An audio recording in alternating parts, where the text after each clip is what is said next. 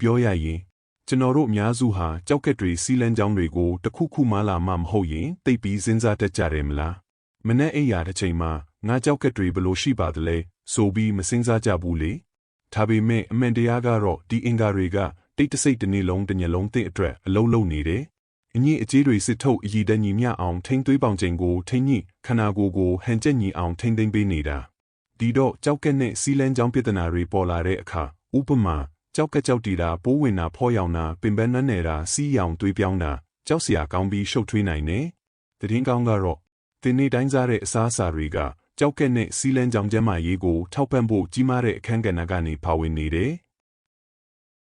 ဒီတော့အစားအစာအကြောင်းပြောကြရအောင်တင်းကျပ်ပြီးပြင်းစရာကောင်းတဲ့ဆေးပညာပုံစံမဟုတ်ပဲတကယ်လက်တွေ့ကြပြီးလူတိုင်းနားလည်နိုင်တဲ့ပုံစံနဲ့ပါအရင်ဆုံးကြောက်ကက်နဲ့စီးလန်းကြောင်းကြောင်းချက်ချင်းပြောရအောင်တင်းကြောက်ကက်တွေဟာခန္ဓာကိုယ်ရဲ့သဘာဝရည်စစ်တွေလိုပါပဲသွေးကိုတန့်စင်ပေးညှိအကြေးတွေဖယ်ရှားဓာတ်စားတွေထိန်းညှိသွေးပေါင်ချိန်ကိုထိန်းပေးတယ်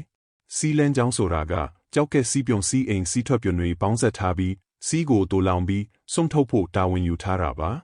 ဒီစနစ်တွေမပြောမရှင်ဖြစ်ရင်သင်ခံစားရနိုင်တာတွေကစီးလန်းကြောင်းပိုးဝင်ခြင်းစီးအိမ်ပိုးဝင်ခြင်းမကြာခဏဖြစ်တာကြောက်ကက်ကြောက်တီတာခြေထောက်ဒါမှမဟုတ်မျက်နှာဖောရောင်တာပင်ပန်းနှံ့နေတာစီးသွားရင်နာကျင်တာစီးရောင်တို့မဟုတ်အနှံ့ပြောင်းလဲတာအစားအစာတွေကဒီအခြေအနေတွေကိုကုသဖို့ထောက်ပံ့ပေးနိုင်တယ်လို့ပိုဆိုးအောင်လဲလုပ်နိုင်တယ်ဒီတော့ပညာရှိသူတယောက်လိုရွေးချယ်စားတော့ဖို့ကအရေးကြီးတယ်စာဖတ်မသွားခင်အရေးကြီးတဲ့အချက်တစ်ခုလူတိုင်းရဲ့ကြောက်ကက်အခြေအနေကမတူကြဘူး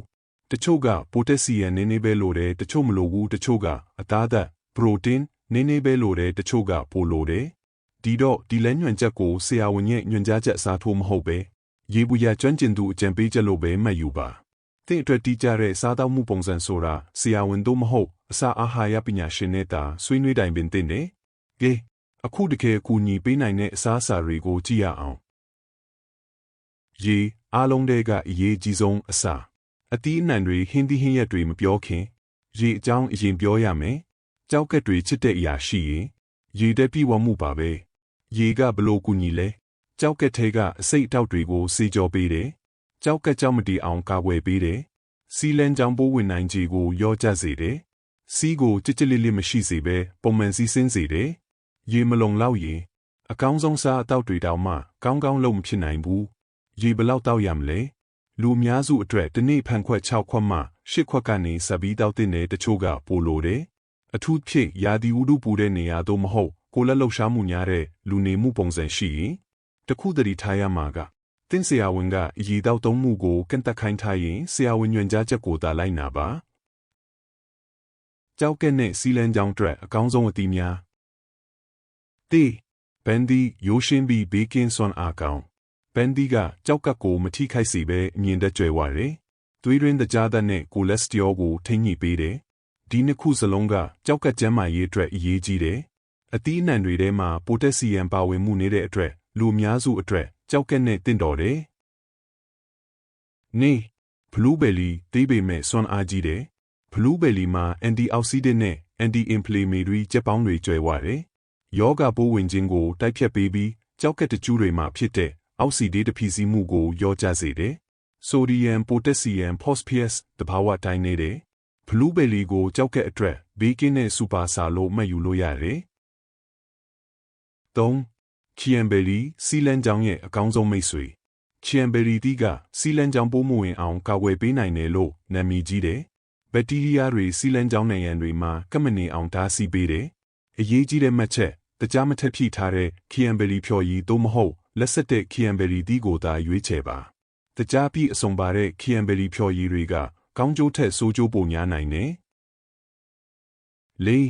စပစ်တီနူးညံ့ပြီးလန်းဆန်းစေတယ်စပစ်တီမှာကြောက်ကက်လှုပ်ဆောင်ချက်ကိုထောက်ပံ့ပေးပြီးရောင်ရဲမှုကိုရောကျစေတဲ့အန်တီအောက်ဆီဒန့်တွေပါတယ်ရေဓာတ်လည်းဖြည့်ပေးပြီးအစာကြေလွယ်တယ်အနီရောင်နဲ့ခရမ်းရောင်စပစ်တီတွေမှာယက်ရှ်ဘာရဲ့ထောပါဝင်မှုကြောင့်အပိုအကျိုးကျေးဇူးတွေရှိတယ်နာနဲ့တီးတံပိုင်းစုံကနေရတဲ့ဆုလာ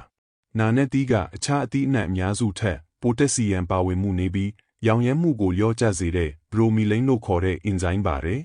ညက်ပြောသီးလိမ္မော်သီးတွေကန့်သက်စားရတဲ့သူတွေအတွက်အစားထိုးကောင်းတစ်ခုပါ ကျောက်ကကျမ်းမာရေးကိုထောက်ပံ့ပေးတဲ့ဟင်းသီးဟင်းရွက်များ။ တေ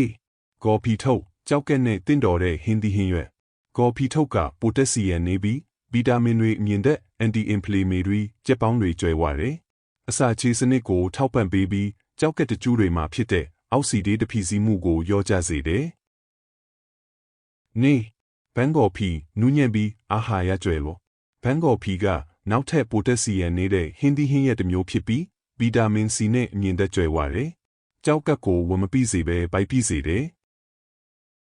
3. ညရုပ်ပိုသီးအယောင်မျိုးမျိုးအယောင်စုံပြီးအကူအညီပေး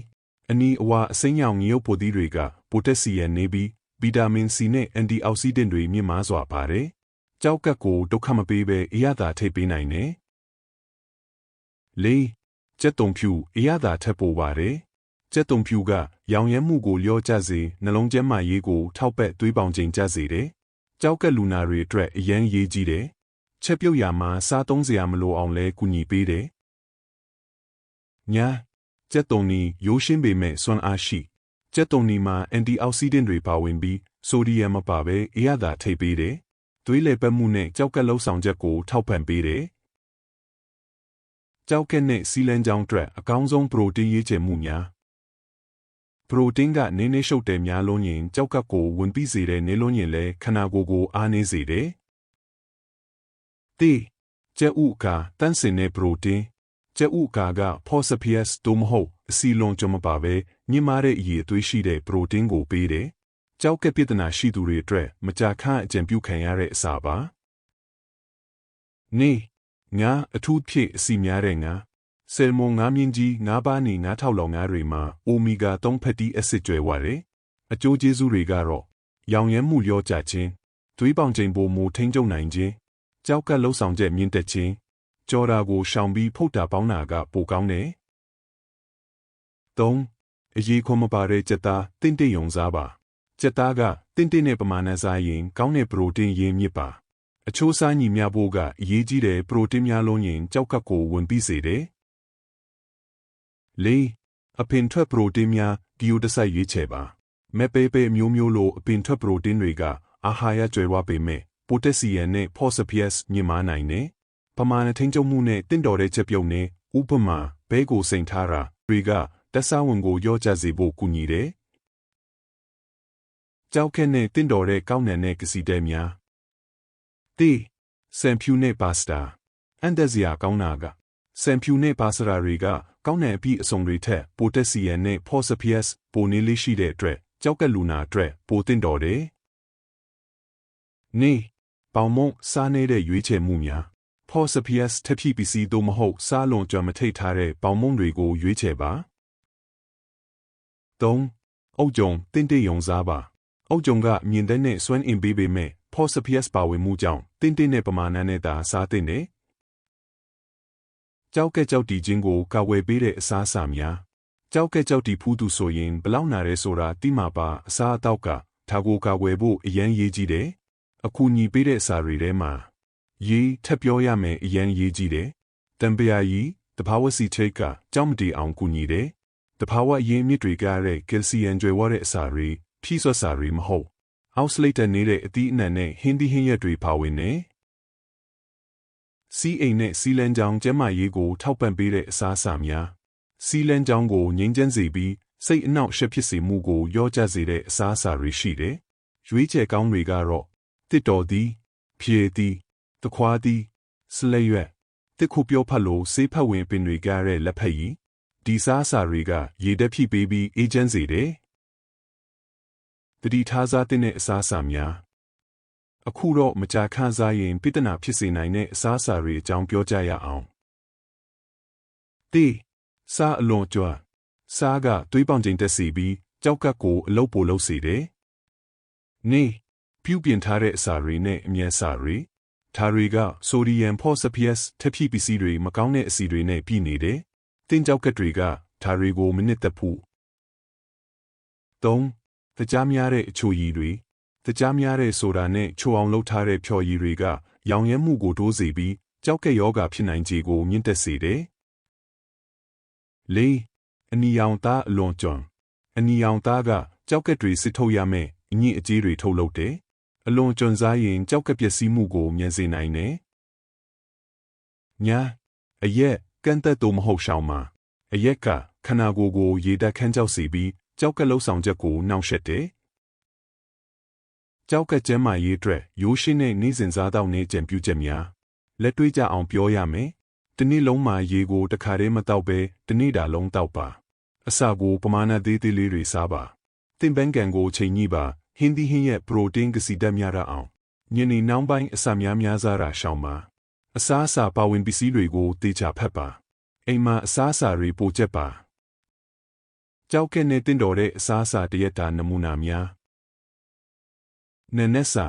ကြက်ဥအကာချောမိုအိုမလိတ်ညရုပ်ပိုသီးထိတ်ထားတာပေါင်မုံဖြူပန်းသီးလီသီးရစာဘလူးဘယ်ရီတို့မဟုတ်စပစ်တီ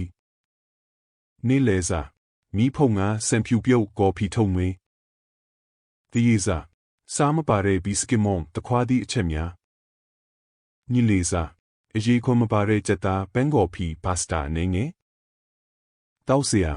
ရေတို့မဟုတ်တကြားမထိတ်ထားတဲ့တခုပြောဖက်လက်ဖက်ကြီးနောက်ဆုံးပြောချင်တာကတင်းကြောက်ကက်တွေကိုကျေးဇူးတင်ပါတင်းကြောက်ကက်တွေကတောင်းဆိုတာတိတ်မများဘူးသူတို့လိုတာကတန်ရှင်းတဲ့အစာလုံလောက်တဲ့ရေစားနေနေဖြည့်ဆည်းမှုနေနေပြီးစုံတဲ့အစားအသောက်ပုံစံမလိုပါဘူးပုံမှန်တတိထားပြီးရွေးချယ်မှုတွေသာလိုတယ်ဒီနေ့ကစားပြီးတင်းကြောက်ကက်တွေကိုကောင်းကောင်းဆက်ဆံရင်သူတို့တွေကနှစ်ပေါင်းများစွာတိတ်တဆိတ်တင့်ကိုစောင့်ရှောက်ပေးနေမှာပါဒီဗီဒီယိုလေးကပရိသတ်တွေအတွက်အကျိုးရှိတယ်ဆိုရင်